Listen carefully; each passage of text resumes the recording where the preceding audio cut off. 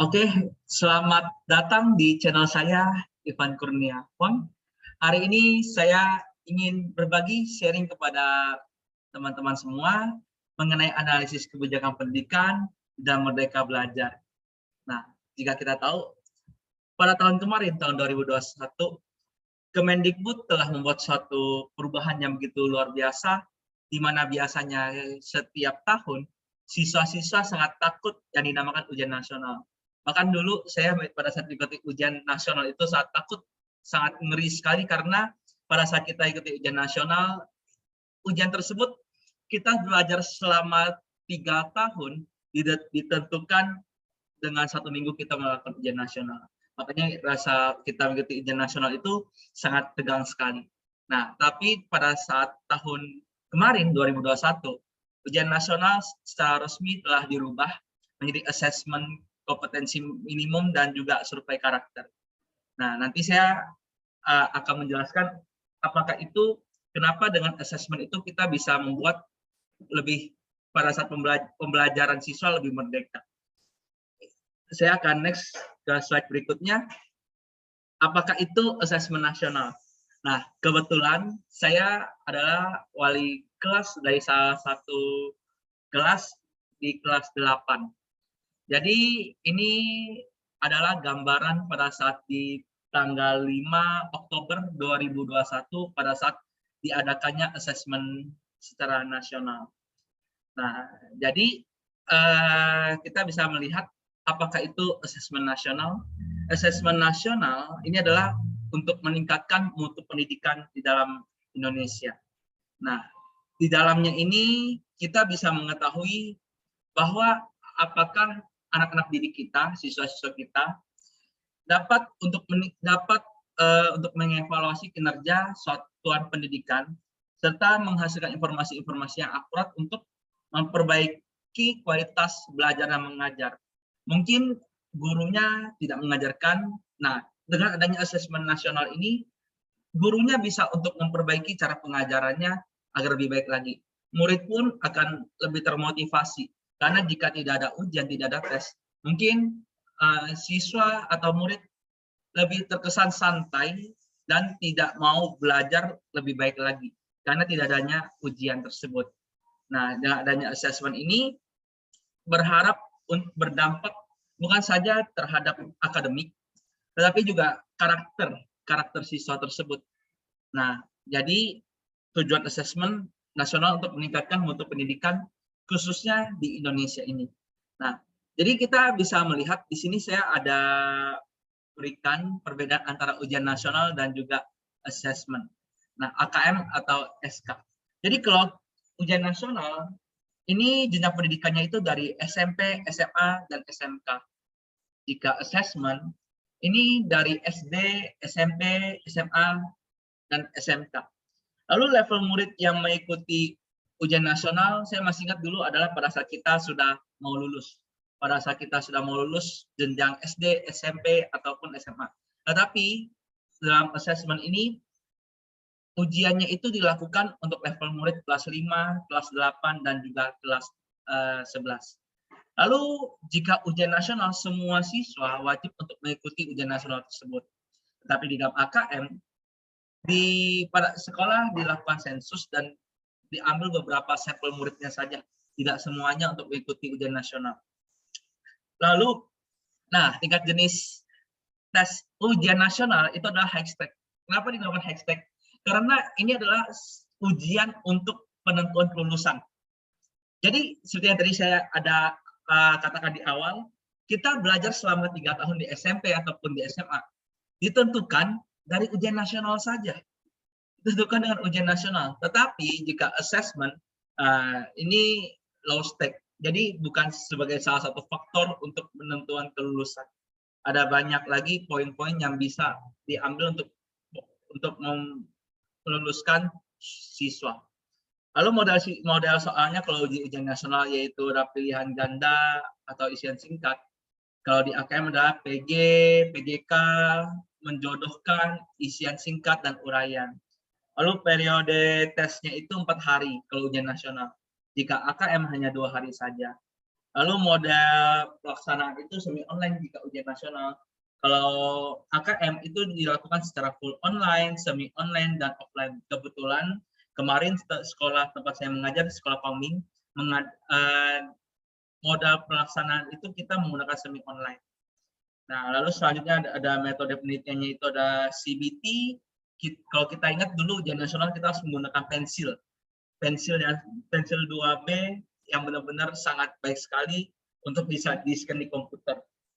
Tapi jika AKM menggunakan komputer multi-stage adaptif, kita hanya memilih melalui sistem komputer saja, sistem aplikasi.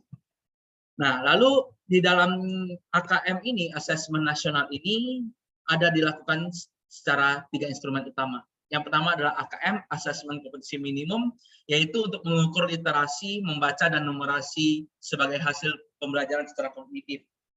Lalu ada dilakukan survei karakter untuk mengukur karakter siswa, sikap siswa, nilai, keyakinan, dan juga kebiasaan yang mencerminkan diri siswa tersebut. Lalu ada survei lingkungan belajar untuk meminta anak didik untuk mengisi bagaimana lingkungan belajarnya itu bisa berefektif terhadap pendukung pembelajarannya siswa tersebut. Jadi ketiga instrumen ini sangat penting sekali untuk tumbuh kembang siswa di dalam melakukan pembelajaran. Kita mulai dulu dari AKM. AKM ini dia ada 2 hal. Yang pertama adalah literasi. Literasi adalah apa? Literasi yaitu untuk kemampuan memahami, menggunakan, mengevaluasi, dan juga mengerti isi teks bacaan.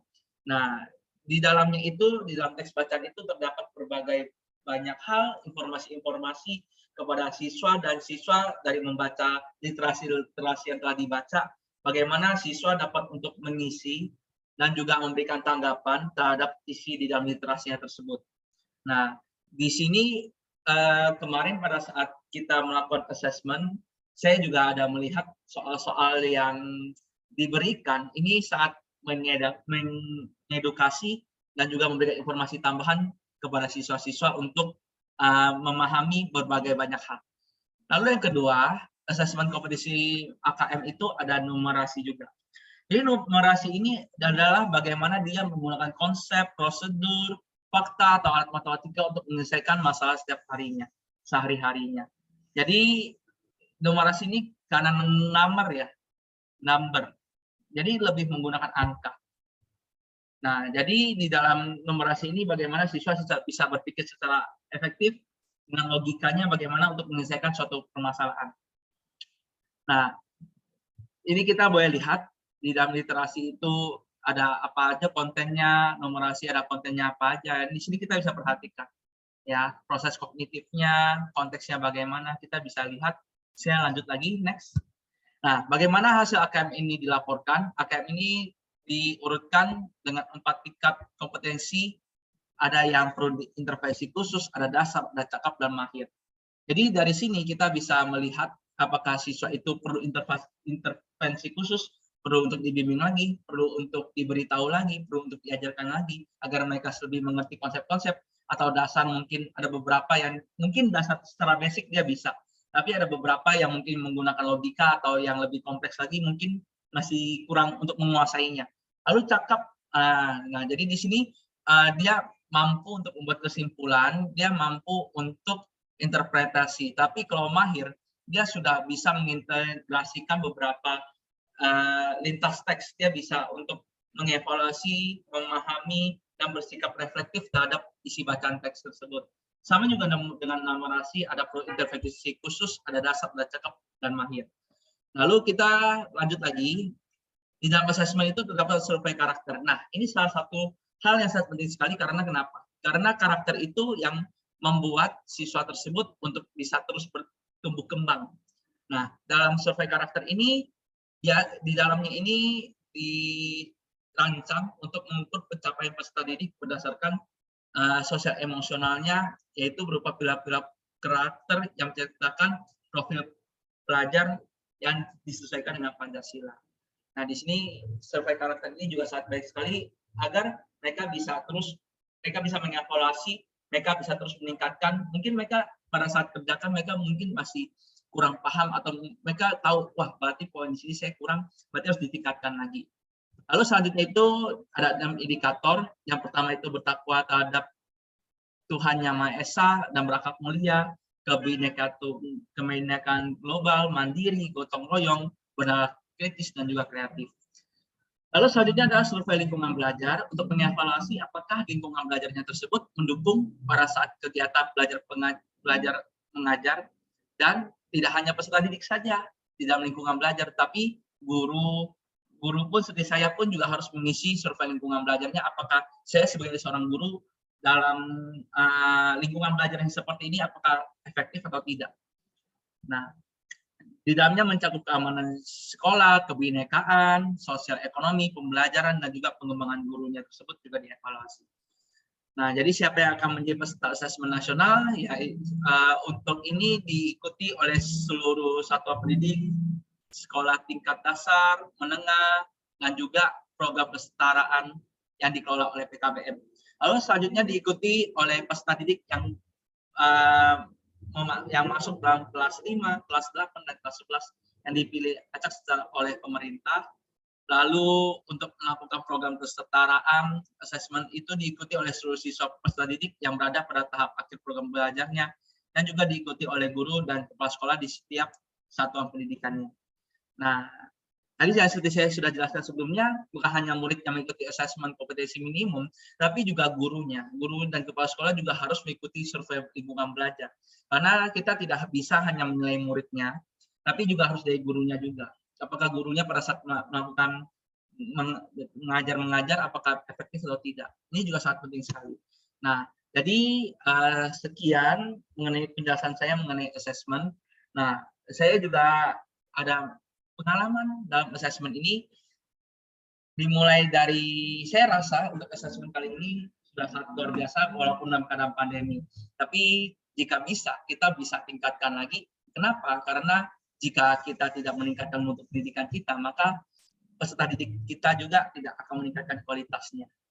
Seperti misalnya kita melakukan pesetaraannya itu dengan pemetaan pembelajarannya lebih efektif, dan juga mungkin kita bisa menggunakan beberapa teknologi-teknologi yang lebih baik lagi untuk agar peserta didik bisa lebih memahami dan kita bisa menilai lebih baik lagi untuk peserta didik agar mereka pada saat proses belajar mengajar mereka bisa lebih efektif. Oke, sekian dari saya. Terima kasih. Sampai berjumpa lagi di lain kesempatan.